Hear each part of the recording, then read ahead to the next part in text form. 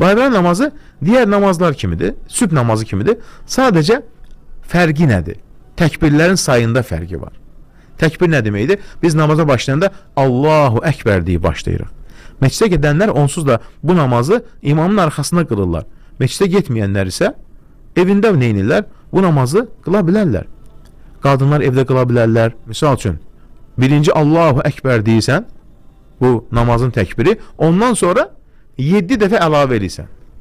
Yəni, Allahu Əkbər, Allahu Əkbər, Allahu Əkbər, Allahu Əkbər, Allahu Əkbər, Allahu Əkbər, Allahu Əkbər, Allahu Əkbər. Yəni 8 dənə. Birinci namazın təkbiri, arxasına 7 dənə təkbir gətirdin. Oxudun Fatihə surəsini, bildiyin sonra oxudun, rükuya getdin, rükudan qalxdın, səcdəyə getdin, səcdən qalxdın.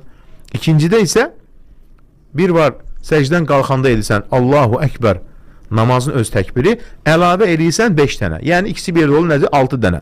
Allahu Əkbər, Allahu Əkbər, Allahu Əkbər, Allahu Əkbər, Allahu Əkbər, Allahu Əkbər. Yenidən oxudun Fatihə surəsini, bildiyin surəni, rükû, səcdə, sonunda da səcdədə oxudun təşəhhüdü, namazı bitirdin. Bu qədər rahat.